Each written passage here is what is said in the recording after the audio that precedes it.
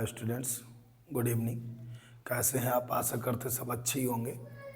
आज हमारे दूसरी सीरीज में यहाँ पे हमने 2 वीडियो आपके पास अपलोड कर दिया। तीसरा वीडियो हमारा आज भी आने वाला है, जो चिकित्सीय सगर्भता समापन पर टिप्पणी लिखना है। क्या आपको आज बताना हुआ है? चिकित्सीय सगर्भता समापन। हमारे जितने भी प्लेलिस्ट में वीडियो पड़े हुए हैं, तो मैंने सारे क्वेश्चन वो आप लोगों के लिए सेलेक्ट करके लिखे हुए हैं। और ध्यान रखिएगा, उनकी भाषा सबसे ईजी है और सबसे बढ़िया क्वेश्चन है। आप लोगों को वो सारे पढ़ने पड़ेंगे। जो लोग नहीं पढ़ रहे वो लोग हमारे प्लेलिस्ट पे जाकर क्वेश्चन जरूर पढ़िएगा। तो देखिए जरा, इसमें क्या होता है, चिकित्सीय, क्या नाम प्रश्न हमारा कह रहा है, चिकित्सीय सगर्भता। एक बार समझिएगा, इसका अर्थ समझाने की आपको चेष्टा करता हूँ। चिकित्सीय यानी उपचार द्वारा, चिकित्सा द्वारा, सगर्भता, सगर्भता समापन यानी पूर्ण गर्भ को समाप्त कर देना। चिकित्सीय व्यवस्था द्वारा गर्भ को समाप्त कर देना क्या होता है? तो क्या होगा कि जब कैसे मनचाहा, जैसे अगर हमारी इच्छा नहीं, अनैच्छिक रूप से जो है गर्भ धारण हो गया, या किसी कारणवश, जैसे कई क्वालिटियाँ ऐसी आती हैं यहाँ पे, जो बलात्कार हो गया, बलात्कार जैसी घटना, रेप केस यानी मैथुन के समय गर्भ निरोधक उपायों का असफल हो जाना। गर्भ निरोधक उपाय यूज किए लेकिन वो असफल हो गए, तो ऐसी अवस्था में गर्भ धारण हो गया और हमारी इच्छा नहीं है गर्भ रखने की, तो ऐसी अवस्था में क्या किया जाता है कि या तो शल्य चिकित्सा द्वारा या दवाओं के माध्यम से गर्भ को समाप्त किया जाता है। तो इसी को चिकित्सीय गर्भ समापन कहते हैं, गर्भ सगर्भता समापन कहते हैं। इसका फुल फॉर्म जरूर देख लेना, MTP for medical termination of pregnancy. Medical termination of pregnancy, pregnancy माने क्या होता है? सगर्भता होता है। मेडिकल टर्मिनेशन क्या होगा? Termination of pregnancy. ठीक है, तो गर्भावस्था पूर्ण होने से पहले ही स्वैच्छिक रूप से गर्भ के समापन को ही चिकित्सीय सगर्भता कहते हैं। क्या परिभाषा आपको याद हो गई? कैसे कि गर्भावस्था पूर्ण हो रही, गर्भावस्था 9 महीना 9 दिन 10 दिन जो भी होते हैं, ठीक है। तो गर्भावस्था पूर्ण होने से पहले ही ऐच्छिक रूप से गर्भ को समापन कर देना ही सगर्भता कहलाता है। यह अनचाही सगर्भता से मुक्ति पाने के लिए किया जाता है। नहीं चाहे कि 2 बच्चों के अलावा तीसरा बच्चा उत्पन्न हो, लेकिन अगर गर्भ धारण हो गया तो उसको खत्म करने के लिए क्या किया जाता है? दवाइयों का यूज किया जाता है, गर्भ समाप्त। तो इसी को यह अनचाही सगर्भता से मुक्त कराने के लिए किया जाता है। जो लापरवाही से किए गए असुरक्षित यौन संबंधों, हो सकता है कि लापरवाही से असुरक्षित यौन संबंध किया तब उससे सगर्भ धारण हो गया, या मैथुन के समय गर्भ निरोधक उपाय तो किया मगर वो असफल हो गया, या बलात्कार जैसी घटनाओं में क्या हुआ? सगर्भता धारण हो जाती है। ठीक है, तो कहने का मतलब क्या? असुरक्षित यौन संबंध हो सकता है, या जो है यौन उपाय, जो निरोधक गर्भ निरोधक उपाय है उनका फैल हो जाना, या बलात्कार आदि घटनाओं के कारण सगर्भता धारण हो जाती है। कभी कभी यह चिकित्सीय कारणों से भी आवश्यक हो जाती है। कभी कभी चिकित्सा के समय भी चिकित्सीय कारण भी आवश्यक हो जाती है। दवाई बहुत गर्म अचानक मिल गई किसी भी अन्य बीमारी की तो भी ऐसा हो जाता है। जहाँ सगर्भता माँ या भ्रूण दोनों के लिए घातक हो सकती है, जिससे अचानक चिकित्सीय माध्यम से अगर बाई चांस ऐसा किया जाता है तो हो सकता है वो माँ और भ्रूण दोनों के लिए घातक हो जाए। कभी कभी अचानक पता चलता है कोई ऐसी नई बीमारी आ जाती है, या माँ एकदम गिर जाए, अचानक माँ गिरती है, चोट लग जाती है भ्रूण को। ऐसी अवस्था में माँ और भ्रूण दोनों को बचाना मुश्किल पड़ जाता है। ठीक है, तो इसी को चिकित्सीय सगर्भता कहा जाता है। अच्छा, चिकित्सीय सगर्भता समापन के लिए गर्भपात की गोलियां, गर्भ निरोधक गोलियां होती हैं, शल्य चिकित्सा का इस्तेमाल किया जाता है। गर्भपात को वैध बनाने के लिए भारतीय संसद ने गर्भ का चिकित्सीय समापन अधिनियम 1971 बनाया था। भारतीय अधिनियम, क्या पूछोगे चिकित्सीय गर्भ समापन अधिनियम कब बनाया गया? तो 1971 ईस्वी में बनाया था। इस कानून के मुताबिक गर्भ समापन सेवाएं सिर्फ सरकार से ही मान्यता प्राप्त अस्पतालों में ली जा सकती हैं, अन्य कोई भी प्राइवेट अस्पताल इसके लिए जिम्मेदारी नहीं लेगा। 1971 ईस्वी में रूल फॉलो हुआ था कि गर्भ समापन केवल सरकार, गवर्नमेंट, निजी हॉस्पिटल ही कर सकता है, अदरवाइज कोई हॉस्पिटल गर्भ समापन नहीं कर सकता है। तो इसी को चिकित्सीय सगर्भता कहा जाता है। याद हो गया आप लोगों को? समझ में आ गया होगा, बेहतर समझ में आ गया होगा कि कैसे अनचाहा गर्भ जो धारण करना ही, तो उससे जो समापन को ही चिकित्सीय गर्भ समापन कहते हैं। ठीक है, अगला प्रश्न मेरा है ड्रोसोफिला में लिंग निर्धारण कैसे होता है। तो ड्रोसोफिला में 8 गुणसूत्र होते हैं, 6 दैहिक होते हैं और 2 हमारे कौन से होते हैं जो सेक्सुअल गुणसूत्र होते हैं, ठीक है, लैंगिक गुणसूत्र होते हैं। तो ड्रोसोफिला में मानव के समान ही, तो जब मानव समान बोल दिया तो 6 तो दैहिक होते हैं, वहाँ 22 जोड़ी, वहाँ क्या होता है 22 + x या 22 + xy होता है। लेकिन यहाँ केवल 6 होता है, 6 + x या 6 + xy होता है। बिल्कुल सेम है, जो मैं ह्यूमन में है वही इसमें रहेगा। तब इनको आप तोड़ेंगे तो एक्स वाई है तो 3 + x होगा, 3 + y होगा, यहाँ भी x हो जाएगा, दोनों को जोड़ दीजिएगा। तो फीमेल कैसे बनता है, मेल कैसे बनता है, बहुत सरल सा। देखो एक बार इसको हम यहाँ समझाते हैं, बहुत सरल है, आराम से आप इसको समझ सकते हैं। कैसे लिखोगे कि ड्रोसोफिला में लिंग मानव के समान होता है, इसमें 8 गुणसूत्र होते हैं, जिनमें 6 गुणसूत्र अर्थात 3 जोड़ी दैहिक और 2 गुणसूत्र अर्थात 1 जोड़ी लिंग गुणसूत्र होते हैं। रट्टा मारो इसको कि ड्रोसोफिला में कितने गुणसूत्र होते हैं, 8 होते हैं, जिनमें 6 जोड़ी दैहिक, 6 गुणसूत्र अर्थात 3 जोड़ी दैहिक होते हैं और 2 गुणसूत्र लिंग गुणसूत्र होते हैं। दूसरी बात मैंने आपसे कहा कि ये कैसा होता है, इसका निर्धारण मानव के समान होता है, तो वही x y। तो जो ड्रोसोफिला जो मेल होता है, ड्रोसोफिला जो मेल होता है उसमें गुणसूत्र और एक होता है फीमेल। थोड़ा समझिएगा एक बार, हालांकि बना हुआ चित्र देख लो। तो मेल में 6 + xy होता है, फीमेल में 6 + x होता है। जब इनको आप जब तोड़ेंगे, जब इन्हें आप जब तोड़ेंगे तो 6 के आधे 3 + x 1 हो गया खंड, और एक खंड होगा 3 + y। ऐसे ही यहाँ इसको आप जब तोड़ेंगे तो एक 3 + x हो गया और दूसरा भी 3 + x होगा, क्योंकि इसमें समान है। अब इनका जो है क्रॉस करा दीजिएगा। जब इनका जब क्रॉस आप कराएंगे, सॉरी, इनका जब आप जब क्रॉस कराएंगे तो ये इसमें आएगा 3 3 6 + x हो गया, फीमेल बन गया। क्या बन गया, फीमेल। फिर इसी वाले का इसमें आएगा, तो फिर 3 3 6 + x फिर फीमेल बन गया। फिर इसी वाले का इसमें जाएगा 6 + xy मेल बन गया। फिर इसी वाले का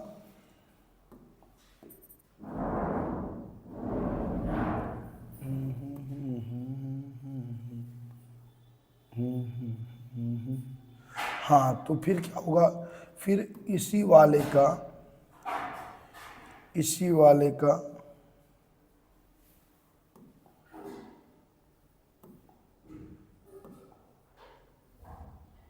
इसमें हो गया, और इसी वाले का क्या होगा, इसी वाले का फिर इसमें जाएगा, तो 6 + xy। देखिए 2 मेल बन गए।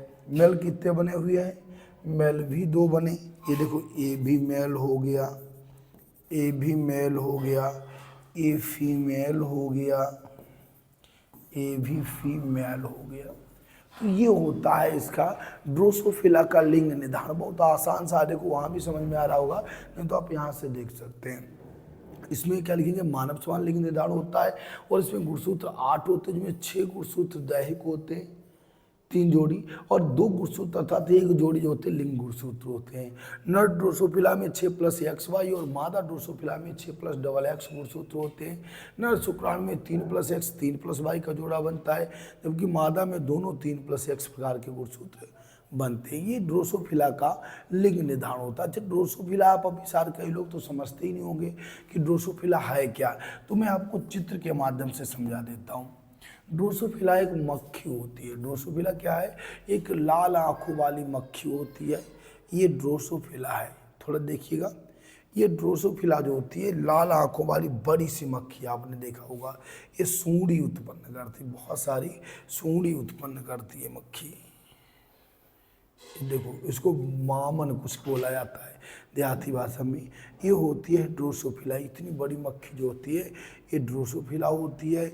और इसके हम आपको और भी अभी चित्र दिखाने वाले हैं, जैसे कि ये रही ड्रोसोफिला। जब ये लार्वा अवस्था में होती है तो देखिए आप लोग कभी भी अगर इस टाइप के कीड़े अगर आप कहीं देखते हैं तो ये ध्यान रखिए, कोई ज़रूरी नहीं होता है वो सूंडी हो, वो हो सकता है इनके लार्वा भी वो हो सकते हैं। देखो ऐसे ये इसका लार्वा अवस्था है। ये एम्ब्रियो छोटा सा भ्रूण होता है, जरा एक बार देख लेना। ये छोटा सा एम्ब्रियो, एम्ब्रियो का मतलब छोटा सा भ्रूण होता है। एम्ब्रियो छोटा सा भ्रूण होता है। ये मेल हो गया, मेल छोटा होता है, फीमेल बड़ा होता है। ड्रोसोफिला में मेल बड़ा होता है, फीमेल छोटा होता है। और उसके बाद ये फर्स्ट इंस्टार लार्वा हो गया। फिर सेकेंड में कुछ बड़ा होता है, थर्ड इंस्टार प्यूपा, इसको प्रे प्यूपा कहते हैं, प्री प्यूपा कहते हैं। और ये प्यूपा, ये सूंडी ऐसी, ये तो चलने लगता है, चलता है और सूंडे के समान घास वगैरह खाता है जो भी। और ये फिर बनती फीमेल मक्खी, और फिर कायांतरण होने के बाद इसमें फीमेल और मेल बनती है, ठीक है। तो ये ड्रोसोफिला का जीवन चक्र होता है। ये ड्रोसोफिला का जीवन चक्र कहा जाता है। ये ड्रोसोफिला मक्खी आप लोग देख लिए होंगे, ठीक है। तो ड्रोसोफिला क्या होता है अब आप समझिएगा। ड्रोसोफिला एक मक्खी होती है। ड्रोसोफिला एक मक्खी होती है जो इस टाइप के आकार की होती है। इसमें गुणसूत्र की संख्या कितनी होती है? 8 होती। गुणसूत्रों की संख्या 8 होती है। और बिल्कुल मानव के समान, मेल में XY होता है, फीमेल में XX होता है, ठीक है। अगले क्वेश्चन पे हम चलते हैं। नेक्स्ट क्वेश्चन हमारा क्या कह रहा था ड्रोसोफिला के बारे में, देखिएगा। ड्रोसोफिला के बारे में लिंग संलग्न लक्षण क्या होते हैं? देखो लिंग संलग्न लक्षण क्या होते हैं? जो गुणसूत्रों पर पाए जाते हैं, ऐसे लक्षण जिनके जीन्स लिंग गुणसूत्रों पर पाए जाते हैं, उन्हीं के साथ एक पीढ़ी से दूसरी पीढ़ी में वंशानुगत होते हैं, लिंग संलग्न लक्षण कहलाते हैं। और इनकी वंशागति लिंग संलग्न वंशागति कहलाती है। यानी ऐसे लक्षण जो स्वयं लिंग गुणसूत्र पर, लिंग गुणसूत्र कौन कौन से होते हैं? 22 जोड़ी जो होते हैं मानव में, 22 जोड़ी, इसका अर्थ होगा 44 गुणसूत्र जो होते हैं, गुणसूत्र, ये तो हो गए दैहिक। कैसे हो गए? दैहिक हो गए। लेकिन केवल एक जोड़ी अर्थात 2 गुणसूत्र, 2 गुणसूत्र कौन कौन से? ये मेल में होते हैं XY, और फीमेल में होते हैं XX। ये होते हैं लिंग गुणसूत्र। कैसे होते हैं? लिंग गुणसूत्र होते हैं। तो ऐसे लक्षण जो लिंग गुणसूत्रों पर स्थित होते हैं और एक पीढ़ी से दूसरी पीढ़ी में लिंग गुणसूत्र द्वारा ही स्थानांतरित हो जाते हैं, इन्हीं को हम क्या कहते हैं? लिंग संलग्न लक्षण। लिंग पर संलग्न जुड़े हुए लक्षण, ऐसे लक्षण जो, या ऐसे लक्षण जिनके जीन लिंग गुणसूत्र में पाए जाते हैं और उन्हीं के साथ साथ एक पीढ़ी से दूसरी पीढ़ी में चले जाते हैं, इन्हें लिंग संलग्न लक्षण कहते हैं। इनकी वंशागति को लिंग संलग्न वंशागति। कितने भाग होते हैं? 3 भाग होते हैं। 3 भाग काय होते हैं आप सुनिए जरा। कि एक तो यक्ष लिंग संलग्न लक्षण होता है, दूसरा बाई लिंग संलग्न लक्षण होता है, दूसरा यक्ष बाई होता है। तीनों होते हैं कि जैसे हो सकता है मेल में यक्ष हो गया, फीमेल में भी यक्ष होता है, एक बाई केवल मेल में होता है और यक्ष बाई फीमेल में होता है, ठीक है। तो ये यक्ष कैसे लिखेंगे आप? लिंग संलग्न लक्षण 3 प्रकार के होते हैं। नंबर 1 यक्ष लिंग संलग्न लक्षण हो गया, बाई लिंग संलग्न लक्षण हो गया, और यक्ष बाई लिंग संलग्न लक्षण। यक्ष लिंग संलग्न हीमोफीलिया हो गया, रतौंधी हो गया, वर्णांधता हो गया। ये यक्ष लिंग संलग्न लक्षण होता है। कौन सा होता है? यक्ष वाला। हीमोफीलिया, रतौंधी, वर्णांधता, ये रोग जो आप पढ़े हुए हैं, हीमोफीलिया है, रतौंधी है, तो इनको ध्यान रखिए, ये यक्ष लिंग संलग्न लक्षण होता है, ठीक है। बाई लिंग संलग्न लक्षण कौन होता है? बाई वाला। तो ये हाइपर ट्राइकोसिस नामक एक बीमारी होती है, बाई लिंग लक्षण होता है। नेफ्राइटिस जो होती है यक्ष बाई द्वारा होती है। नेफ्राइटिस एक्स बाई, और हाइपर ट्राइकोसिस जो होती है वाई द्वारा होती है, और यक्ष द्वारा हीमोफीलिया, वर्णांधता, रतौंधी होती है, ठीक है। तो ये होते हैं लिंग संलग्न लक्षण, ठीक है। ध्यान रखिएगा, इसको सरल है, आराम से आप समझ सकते हैं। अगला प्रश्न हमारा कह रहा है रुधिर वर्ग पढ़े लोगों। रुधिर क्या होता है? खून जो होता है ये शरीर का एक तरल संयोजी, रुधिर को तरल संयोजी ऊतक कहा गया है। तरल संयोजी में जो बहुत सारे संयोजी पदार्थ मिले रहते हैं, और यह गहरे लाल रंग का होता है। रुधिर शरीर में सभी अंगों में बहता है और उन्हें ऑक्सीजन और पोषक तत्व पहुंचाता रहता है। रुधिर जो होता है तरल संयोजी ऊतक होता है, लाल रंग का होता है, और शरीर के सभी अंगों में विद्यमान रहता है और उन्हें क्या करता है? ऑक्सीजन और पोषक तत्व पहुंचाता रहता है। देखो रुधिर कणिकाएं कैसी होती हैं? रेड ब्लड कार्पल्स होती हैं। अभी हम थोड़ा इसको पढ़ने वाले हैं। तो रुधिर के 2 घटक होते हैं। कितने होते हैं? 2 घटक होते हैं मुख्य रूप से। नंबर 1 होता है रुधिर कणिकाएं, नंबर 2 क्या होता है, प्लाज्मा रुधिर कणिकाएं। नंबर 2 इसी में लाल रुधिर कणिकाएं। सबसे पहले पॉइंट क्या होता है, लाल रुधिर कणिकाएं कई होती है, लाल रुधिर कणिकाएं हो गई, श्वेत रुधिर कणिकाएं हो गई, ठीक है, प्लेटलेट्स हो गई, तो ये सब इसके घटक होते हैं। तो देखिए जरा, लाल रुधिर कणिकाएं, इनको इरिथ्रोसाइट कहा जाता है। क्या कहा जाता है, लाल रुधिर कणिकाओं को इरिथ्रोसाइट कहा जाता है। मनुष्य में लाल रुधिर, अभी आपने देखा होगा कभी कंबाइन चल रही होती है तो टिड्डा नहीं होता है, टिड्डा कट जाते हैं उसमें, तो ब्लड से कटने की वजह से क्या होता है, उनमें जो ब्लड निकलेगा तो आप देखेंगे सफ़ेद सफ़ेद निकलेगा, रेड नहीं निकलेगा। तो ये क्या होता है, ये सब रक्त का बना हीमोसाइनिन की वजह से होता है। आपने देखा होगा टमाटर जो होता है, टमाटर के पौधे में हरे हरे रंग के होते हैं, तो वहाँ पे सूंडी हो जाती है, और सूंडी बिल्कुल हरे रंग की होती है। अगर वो मर भी जाए आपसे तो बिल्कुल हरा रंग निकलेगा उसके अंदर। तो वो होता है, हरा कलर जो होता है वो हीमोइरिथ्रिन के कारण होता है। सफ़ेद रंग कापर, उसमें वो कोबाल्ट पाया जाता है, कापर पाया जाता है, इसलिए हीमोसाइनिन के कारण होता है। हम लोगों में हीमोग्लोबिन होता है, ठीक है। रक्त का कलर आप समझ लीजिएगा, सरल है, मैं बता दूंगा। देखो ध्यान देना, क्या होता है कि अगर लाल रंग है, लाल रंग ये रक्त का कलर है, तो वो होता है हीमोग्लोबिन के कारण। कौन सा होता है,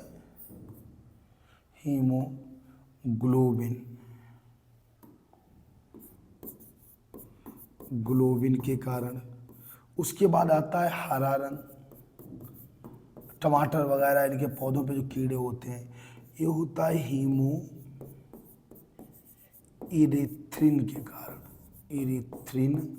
के कारण। अगला होता है लाल हरा सफ़ेद रंग होता है, नीला नीला होता है, ब्लू, ठीक है। सफ़ेद रंग किस लिए होता है,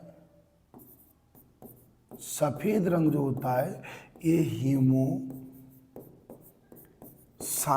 के कारण होता है। हीमोसाइनिन नामक पदार्थ जो होता है इसके कारण सफ़ेद रंग होता है। ये सब मनुष्य में हो गया, जानवरों में हो गया। हीमोइरिथ्रिन जो होता है, छोटे छोटे कीड़े, हरी घास वाले कीड़े जो हरे हरे रंग के दिखाई देते हैं, मारो तो हरा ब्लड निकलेगा, तो वो हीमोइरिथ्रिन होता है। और हीमोसाइनिन जिनमें सफ़ेद रंग निकलता है वो हीमोसाइनिन होता है, ठीक है। तो देखो, लाल रुधिर कणिकाओं को इरिथ्रोसाइट कहा जाता है, ठीक है। मनुष्य में लाल रुधिर कणिकाएं केंद्रक विहीन होती हैं। केंद्रक विहीन, बताइए, एक अपवाद आता है कि वो लाल रक्त कणिकाएं जिनमें केंद्रक पाया जाता है, किस में पाई जाती हैं, ऊंट और लामा, ये दो प्रजातियां ऐसी हैं जिनमें केंद्रक पाया जाता है। लाल रक्त कणिकाओं में केंद्रक पाया जाता है, और केंद्रक अगर है इसका अर्थ है कि ये सभी भोज वो एटीपी का निर्माण करती है, क्योंकि फिर उसमें क्या होगा, बहुत सारी चीज़ें पड़ी हुई, क्योंकि केंद्रक है तो डीएनए भी होगा, आरएनए भी होगा, सब कुछ होता है उसके अंदर, ठीक है। ऊंट और लामा में लाल रक्त कणिकाएं। लामा जो होता है ये कैसा होता है, एक किसको बात करें, घोड़े जैसा ही होता है। लामा जो होता है इसकी गर्दन बड़ी होती है, और ये कई जो है लामा एनिमल जो होता है, ये जहाँ पे बर्फ़ वगैरह खूब गिरती है उन स्थानों पर इसका उपयोग किया जाता है। ये सवारी, जैसे इसमें लोग बोझा के रूप में भी इसका कार्य करते हैं। इसका कार्य जो होता है, इसके ऊपर बैठेंगे, जैसे घोड़े पे लोग घूमते हैं वैसे इस पे लोग सवारी करते हैं, ये होता है लामा। देखो बड़े रूप का आपको लामा दिखाते हैं, जो दिख रहे होंगे, बहुत सारे लामा दिख रहे होंगे। लामा इस टाइप का होता है, मुंह इसका छोटा सा होता है, शाकाहारी जीव होता है, केवल घास खाने वाला होता है। इसकी सवारी भी आपको कहीं शायद मिल जाए, नज़र आ जाए, मैंने लग रहा है मिलने वाली है। तो कुल मिला के आप देख लीजिएगा, ये लामा होता है, लामा, ठीक है। तो लामा कैसा होता है, ऊंट जैसा ही होता है। इसमें लामा में और क्या नाम उसका, ऊंट में, इन दोनों में जो रक्त कणिकाएं होती हैं उनमें केंद्रक पाया जाता है। देखो, देखा आपको, ये हालांकि इसे घोड़े जैसा भी कह सकते हो, ऊंट जैसा भी, वैसे घोड़े जैसा इसकी आकृति होती है, ज़्यादा भारी नहीं होता है। लामा होता है कई क्षेत्रों में, ये जो पहाड़ी मैदानी क्षेत्र होते हैं, मैदानी क्षेत्र बोल सकते हैं आप, ठीक है। मैदानी क्षेत्रों में इसका उपयोग जो होता है किस लिए, एक तो दूध के लिए भी इसका उपयोग किया जाता है, और दूसरे उसके बाद ये लामा, इसकी जो बूल, इससे जो फर होते हैं, इसके बाल होते हैं, उनसे बूल भी बनती है, और इसके बाद में बोझा ढोने के भी काम आता है, सवारी ढोने के भी काम आता है। वो लोग इसका मीट भी खा लेते हैं। तो लामा जो, जैसे हमारे यहाँ भेड़ की बात करो, हमारे यहाँ भेड़ की बात करो, हालांकि बोझा नहीं बड़ी होती है, लेकिन जो है ठीक वैसे ही काम इसका होता है। भेड़ जैसी बड़ी भेड़ आप इसे मान सकते हैं, ठीक है। तो ये लामा होता है। तो ऊँट और लामा याद रखिएगा। जो लाल रक्त कणिका होती है हमारे यहाँ केंद्रक विहीन होती है, केंद्रक नहीं पाया जाता है, लेकिन ऊँट और लामा में केंद्रक पाया जाता है। बड़ी कणिकाएं होती है लाल रक्त कणिकाएं। इनमें क्या होता है, इनका रंग लाल होता है क्योंकि इनमें हीमोग्लोबिन वर्णक, अभी हमने बताया था हीमोग्लोबिन के कारण लाल रंग, और हरा रंग हीमोरिथ्रिन के कारण, हीमोसाइनिन के कारण सफेद रंग होता है, ठीक है। हीमोग्लोबिन ऑक्सीजन एवं कार्बन डाइऑक्साइड का वाहक होता है। क्या करता है, O2 और CO2 का वाहक होता है हीमोग्लोबिन, ठीक है। नेक्स्ट क्वेश्चन पे आते हैं, अगला पॉइंट। श्वेत रुधिर कणिका, इनको ल्यूकोसाइट्स कहते हैं। वो इरिथ्रोसाइट, ये ल्यूकोसाइट। ल्यूकोसाइट WBC होती हैं। इनमें क्या क्या पाया जाता है, केंद्रक भी होता है, बड़ी भी होती हैं, रंगहीन कणिकाएं होती हैं, सफेद सफेद होती हैं, हानिकारक जीवाणु का भक्षण करती हैं और मृत कोशिकाओं को भक्षण कर उन्हें नष्ट कर देती है। कोई मृत कोशिका है तो उसे भी नष्ट करने का यही काम करती हैं, हानिकारक जीवाणुओं का यही भक्षण करती हैं। इनमें केंद्रक पाया जाता है, बड़े बड़े कण होते हैं, ठीक है। तीसरा नंबर देखो, RBC हो गया, WBC हो गया। तीसरा नंबर प्लेटलेट्स होता है, ये दूसरा नंबर है, ठीक है। ये पहला नंबर हो गया, ये नंबर 1 हो गया, ये नंबर 2 हो गया, ये नंबर 3 हो गया। तो रुधिर प्लेटलेट्स थ्रोम्बोसाइट होती हैं। इनको साम्बोसाइट भी कहा जाता है, दूसरे थ्रोम्बोसाइट कहा जाता है। थ्रोम्बोसाइट, साम्बोसाइट भी कह देते हैं, लेकिन थ्रोम्बोसाइट, ठीक है। कौन कौन सी होती है हमारे पास, इरिथ्रोसाइट, ल्यूकोसाइट, थ्रोम्बोसाइट। तो प्लेटलेट्स क्या होती है, आपने देखा होगा डेंगू, जब डेंगू हुआ करता था तो व्यक्ति प्लेटलेट्स बहुत तेज कम होते थे, प्लेटें कम हो गई, 1 लाख कम हो गई। पता चला 1,30,000 तो मिनिमम लोगों में होनी चाहिए, 1,30,000, 1,35,000, 1,70,000 ऐसे होनी चाहिए, यानी 1,30,000 से ऊपर होनी चाहिए प्लेटलेट्स। लेकिन इन लोगों में प्लेटलेट्स इतनी तेज घटते थे, बहुत तेज घटते थे। और प्लेटलेट्स क्या करते हैं, इनका काम क्या होता है जरा देखना। ये अस्थिमज्जा में पाई जाती हैं, ये गोल कैसी होती हैं, गोल होती हैं, रंगहीन होती हैं, गोल रंगहीन होती हैं, केंद्रक विहीन होती हैं। इनमें रुधिर कण होते हैं, तो रुधिर का थक्का जमने में सहायक होते हैं। क्या करते हैं, रुधिर का थक्का जमाने में सहायक होते हैं। अगर कोई व्यक्ति कहीं पर कट गया तो उसको जो है तुरंत ही थक्का बना के जो होता है उसको रोक देते हैं ब्लड को, ठीक है।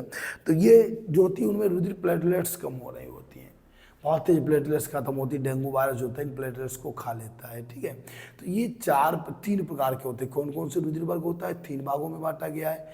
लाल रुधिर कणिकाएं, इरिथ्रोसाइट, श्वेत रक्त कणिकाएं हो गई, प्लेटलेट्स अपने हिसाब से लिख देना, ठीक है। थ्रोम्बो इरिथ्रो नहीं लिखे कोई बात नहीं।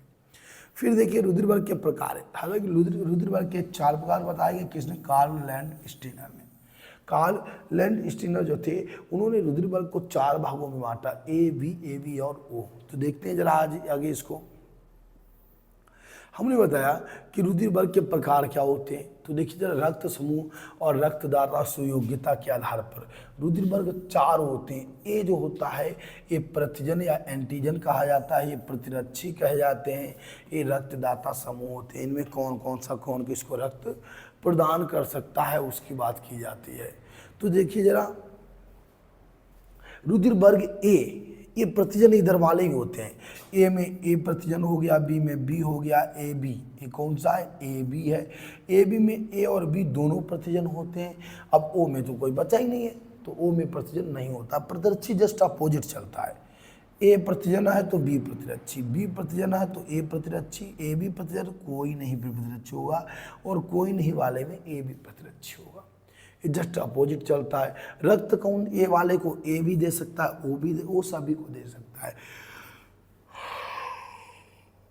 बी वाले को ए बी, बी और ओ दोनों दे सकते हैं, और ए बी वाले को तो ए बी भी दे सकता है, ए बी बी भी ओ भी सब दे सकते हैं। सर्वदाता, देखो सर्वदाता कौन है, सर्वदाता जो है रक्त वर्ग ओ है, और सर्वग्राही ए भी है, क्योंकि इसमें ना ही प्रतिरक्षी को एंटीजन दोनों होते हैं और प्रतिरक्षी कोई नहीं होता है, इसीलिए इसको सर्वग्राही कहा जाता है। सर्वग्राही, ये सर्वदाता होता है, ओ वर्ग सर्वदाता होता है, और ए भी सर्वग्राही होता है। सबका रक्त ले सकता है, वो सबको रक्त दे सकता है, ठीक है। रक्त वर्गों की वंशागति किसने की थी?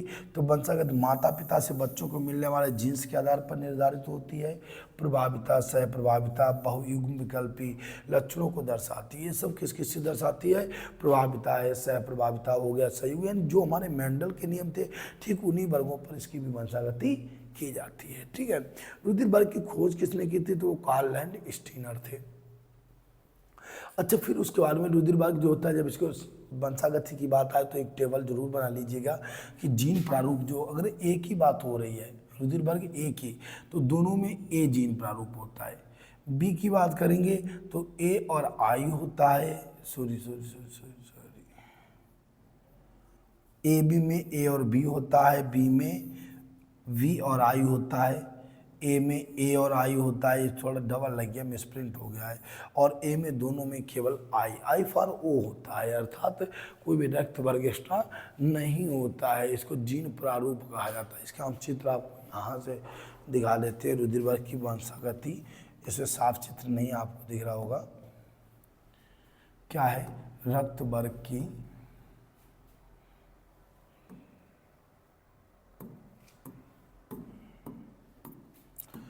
रुधिर वर्ग की वंशागति।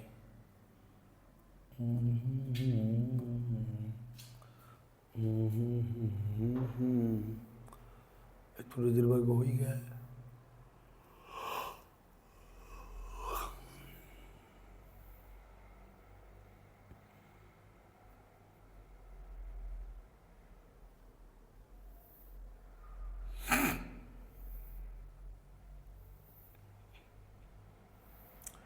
ये वाला था, देखिए जरा। हाँ, तो कौन कौन सा होता है? ए बी रुधिर वर्ग में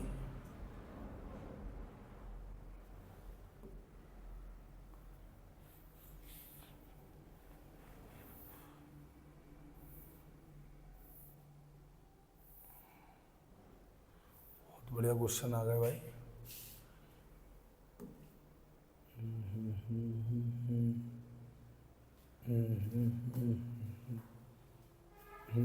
देखो ये होता है इसके सीरीज, थोड़ा देखिएगा, अब दिख रहा होगा आपको।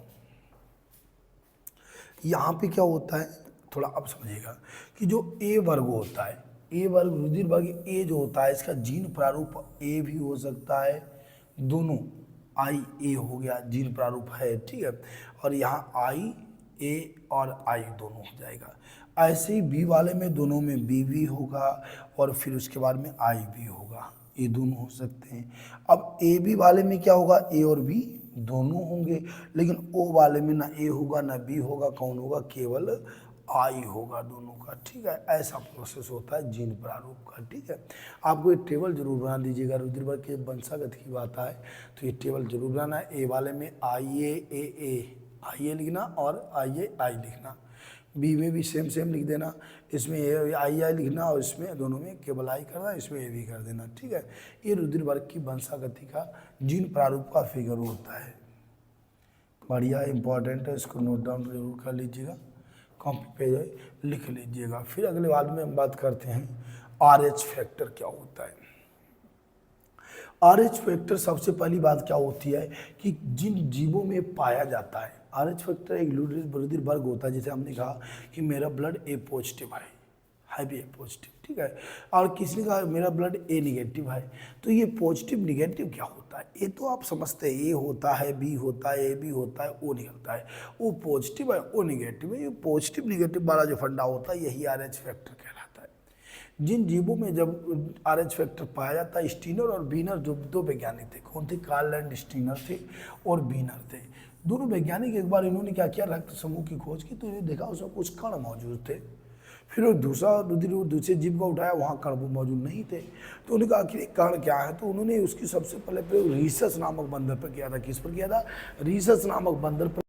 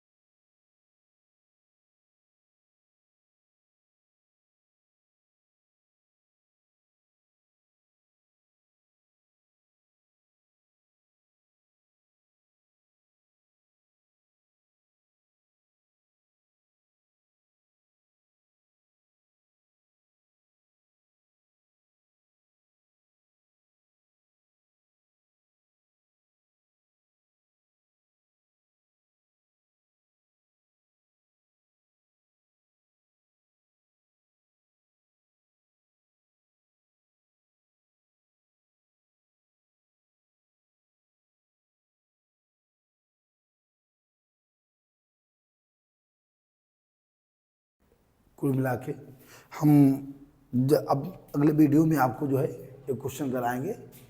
और प्रेजेंट टाइम साथ हमारे माइक की बैटरी भी डाउन हो रही है, तो नेक्स्ट वीडियो में हम आपको इसके बारे में बताएंगे। तब तक के लिए आप जो है उतने क्वेश्चन रेडी कीजिएगा। RH फैक्टर के बारे में हम अगले वीडियो में आपको बताएंगे, और आप जो है ब्लड ग्रुप के बारे में देखिएगा। ये सारे क्वेश्चन आप कंप्लीट करिएगा, ठीक है। आज के लिए जो जय हिंद। हमारे 2 वीडियो और पड़े हैं, वो भी आप देख लीजिएगा। फिर हम नेक्स्ट अगले वीडियो में आपके साथ फिर आएंगे, ठीक है।